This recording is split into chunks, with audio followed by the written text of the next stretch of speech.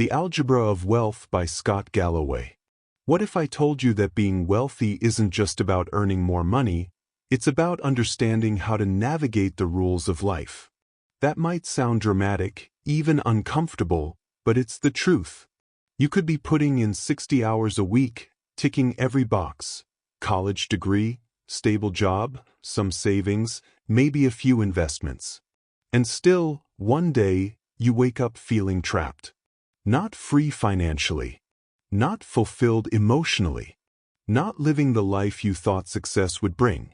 Because wealth, real wealth, isn't just money. It's freedom, control over your schedule, your decisions, your future. That's exactly where the Algebra of Wealth by Scott Galloway hits hard. It doesn't sugarcoat. It doesn't pretend. It slices through illusions and presents a direct, powerful framework for achieving wealth in the modern world. Galloway, a business professor at NYU and a self-made multimillionaire, shares not theory, but lived experience. He breaks it down into 4 human concepts: focus, stoicism, time, and diversification. Forget shortcuts. Forget crypto hype. Forget chasing trends. These 4 ideas are the real building blocks of lasting wealth.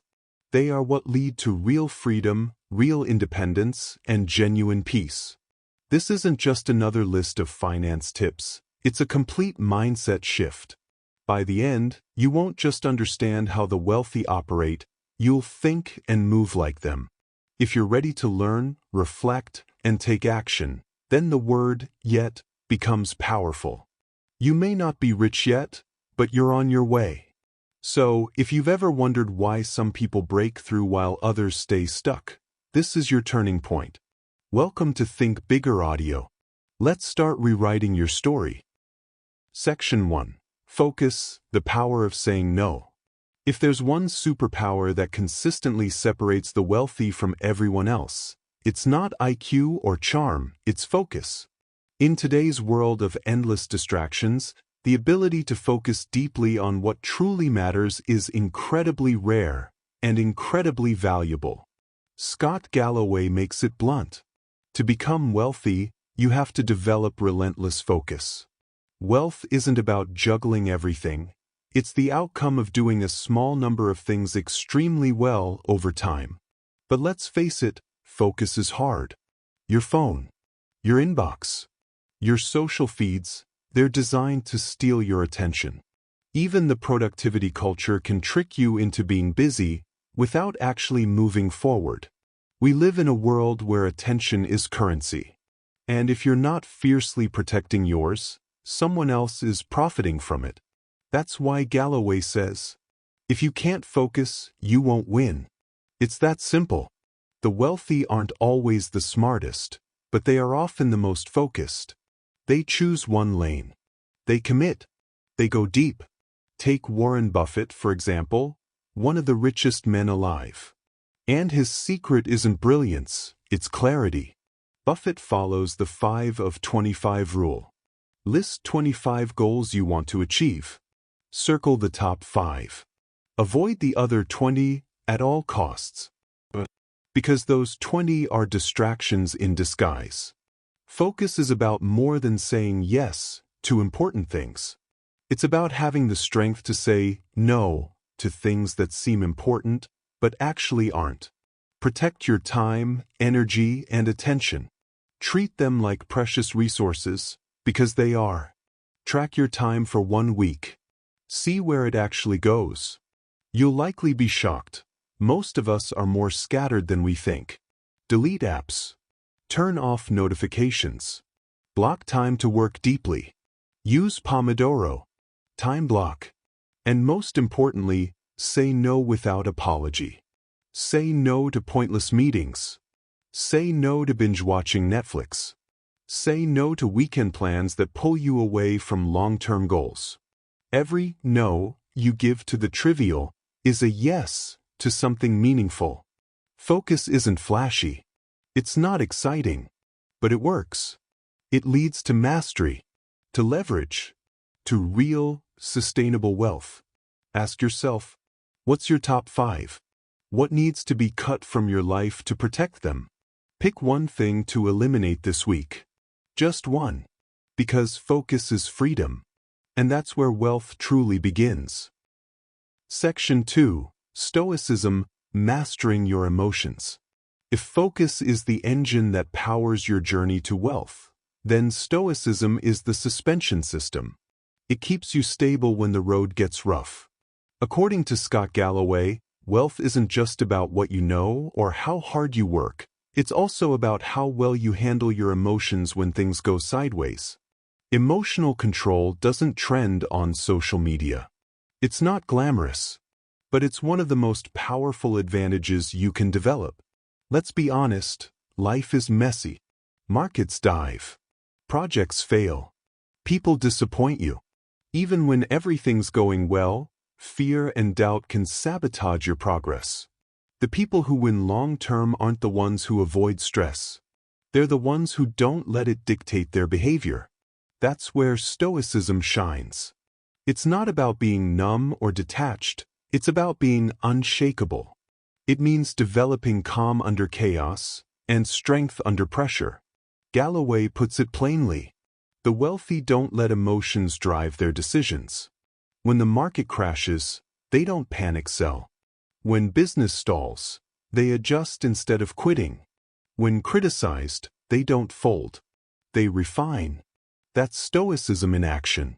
We all have fear, ego, pride, and insecurity. But if you want to build lasting wealth, you can't let those emotions take the wheel. The difference between losing years of progress in one rash moment or staying calm and pivoting wisely is emotional mastery. Scott Galloway learned this the hard way. His company, Red Envelope, had early momentum. But when the dot-com bubble burst, he got pushed out. It was humiliating and public. Instead of spiraling, he turned inward. He journaled, reflected, accepted the failure, and used it as fuel for his next move. That move? Starting L2, which eventually sold for millions. That bounce back didn't come from luck. It came from resilience. And you don't need to be a CEO to apply this. Maybe you lost your job, drained your savings, or feel like you're way behind. The real question isn't, will hardship come? It's, how will you respond when it does? Here are some practical tools. Journaling. Write what you feel. No filters. Getting thoughts onto paper reduces their power. It gives you perspective. Meditation. Sit quietly for 10 minutes daily. Watch your thoughts come and go. You'll realize most anxiety isn't real. It's imagined. Reframe failure as feedback. Treat failure like data. Each misstep teaches you something and sharpens your next move. Galloway didn't take failure personally. He took it professionally. He asked, "What can I do better next time?" Apply that mindset to your life. Whether it's a breakup, a missed opportunity, or a failed business, ask, what's the lesson here? This isn't just about building a career. It's about building you. Emotional resilience shows up in every part of life, work, relationships, health. And it gives you an unfair advantage. Because most people are reactive. But if you become calm and deliberate, you stand out. Challenge. Think about something that's bothering you right now. What can this teach me? What strength is this building? How will I grow from it? When you flip stress into strength, you take back control. Master your emotions, and you unlock a kind of wealth that money can't buy. Power and presence. That's Stoicism. And it might just be your greatest asset. Section 3. Time, the ultimate compounding asset. If you truly want to understand wealth, here's the secret. Time beats money every single time. Scott Galloway is clear. Time is the most powerful variable in the equation of wealth. More than your income, more than your job title, even more than your network. If you don't understand how time compounds value, you'll forever be behind. Here's the truth. Most people waste time because they think they have plenty, and they chase money like it's scarce. But the wealthy flip this. They know that time, once lost, never comes back. And when you put time and money together in the right way, you unlock compounding, a force so powerful it feels like magic. Let's use an example. Picture two friends, Jordan and Taylor. Jordan starts investing at 21. He puts away $5,000 a year for 10 years, and then stops at 31. Taylor waits until 31, then invests $5,000 every year for 30 years. By retirement, Jordan, who only invested $50,000 total, ends up with more money than Taylor, who invested $150,000. But because Jordan gave compounding more time to work. That's the advantage of starting early. It's not about how much you invest. It's how soon you start and how long you leave it alone. The market goes up and down, but over decades, it trends upward. Wealthy people don't try to time the market, they give the market time. Galloway drives this home. If you wait until you feel ready, you're already behind. You don't build wealth with perfect timing. You build it with consistency. You don't need to pick winning stocks. You don't need insider info. You just need to start and stay in. That's why automating your investments is key. A simple index fund, auto-deposited every month, will beat most people trying to outsmart the system. But time isn't just about money. It's also about freedom. The wealthy buy their time back. They don't chase more work just for more dollars. They create systems that pay them even when they're not working. That's the dream. To stop trading hours for income. Ask yourself, are you building a life where you own your time? Or are you letting others control your calendar? When you use time wisely, investing early, learning continually, building assets, you create a future where your time belongs to you. That's real wealth. Section 4. Ownership. Don't just work for money. The final key in Galloway's formula for wealth is ownership. And it's a game changer. Here's the hard truth. If you're only working for a paycheck, you're building someone else's dream. The wealthy? They own a piece of the system, a share of the upside. They don't just earn, they build equity. Scott Galloway puts it simply, if you want to get rich, you need to stop renting your time and start owning assets. Think about it. Employees get paid once for their time. Owners, on the other hand, get paid again and again for work they did years ago. They create something, whether it's a business, a brand, content, or code, and that thing keeps paying them long after the work is done. Ownership creates leverage. Your income isn't limited to your hours anymore. It scales. And that's how wealth grows exponentially. Let's look at some examples. You work at a startup and get equity. If the company grows, your slice of ownership grows too. You launch a YouTube channel or write a book. Those assets earn for you while you sleep. You build a business. Even if you're not involved daily, the company can still generate income or be sold later for a huge payout. You don't have to be a founder to benefit from ownership. But you do have to start thinking like one. Ask yourself, what am I building that can exist without me? Where in my life am I just trading time for money? What can I create today that could pay me in 5 years? Galloway points out that this mindset shift, from labor to leverage, is how ordinary people break through to extraordinary wealth. It's not about luck. It's about intention. Start small. Freelancers can build courses.